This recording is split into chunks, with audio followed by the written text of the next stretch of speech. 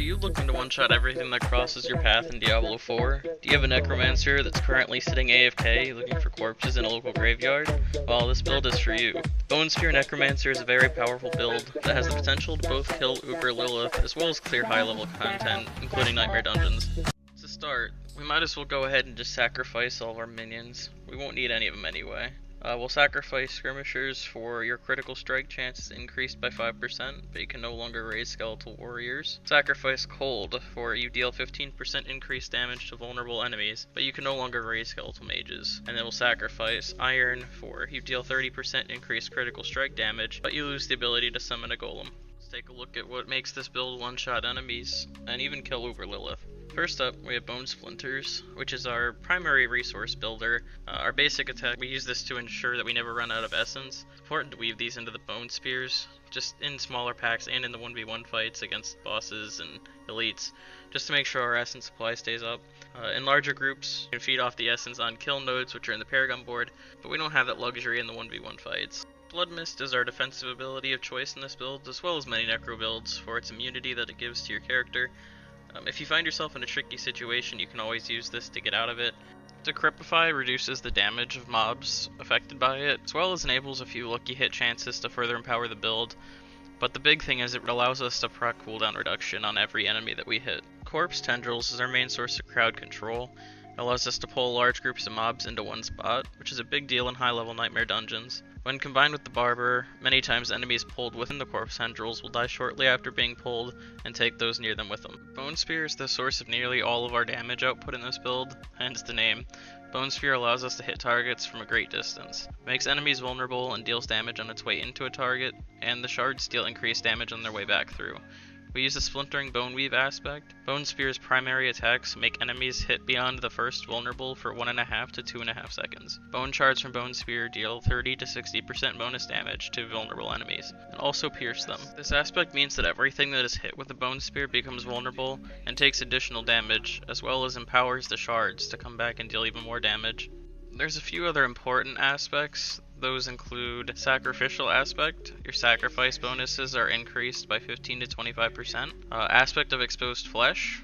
Lucky hit up to 10% chance to generate 30 to 50 essence when hitting a vulnerable enemy. The aspect of Serration. The Ossified Essence key passive also increases the critical strike damage of your bone skills by 1% per essence above 50, up to 30 to 40% damage. Now we'll move on to the Malignant Hearts. For the Wrathful ones, I would recommend Heart of the Barber.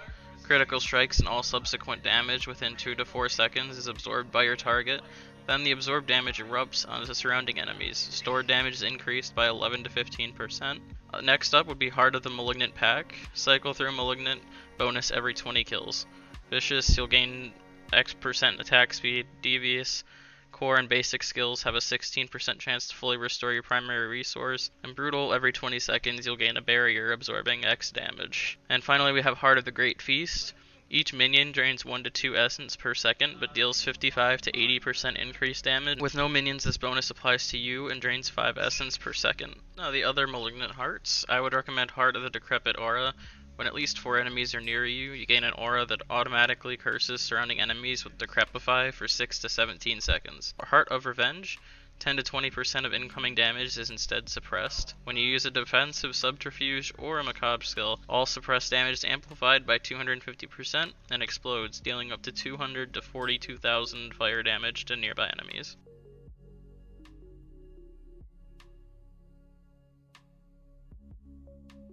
Now we'll take a look at the skill tree for your Necro.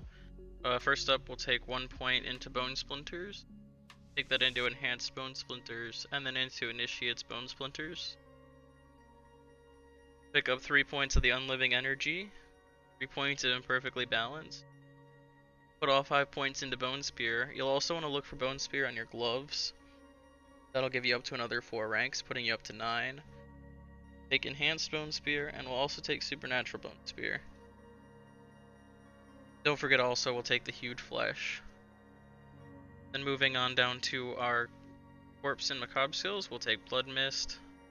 We don't need any of the upgrades, we just need the base point there. We'll put 1 point into Corpse Explosion, 2 points into Grim Harvest, 3 points into Fueled by Death. Then down onto our curse skills, we take 2 ranks of Death's Embrace, 3 ranks of Death for each. We take 3 ranks of Corpse Tendrils, Ants Corpse Tendrils, and Plagued Corpse Tendrils. We'll take 3 ranks of Serration, 3 ranks of Compound Fracture, 3 ranks of Avulsion, and we'll also look for 3 ranks of Avulsion on our Amulet, bringing us up to a total of 6. And moving on down to our ultimates, we take 3 ranks of the Inspiring Leader, 3 ranks of Stand Alone, 3 ranks of Memento Mori, 1 rank of Bone Spear, Prime Bone Storm, Supreme Bone Storm, and then we'll take the Ossified Essence passive. And then a quick look over at the Paragon board. We'll make sure that we max out the Gravekeeper Glyph, the Exploit Glyph, Imbiber, Sacrificial, as well as the S. Thanks for watching my Bone Spear Necromancer guide. If you learned anything, I'd appreciate any subscriptions, as that shows me that my content is helping someone out there, and that's my goal. So I will see you guys in the next one.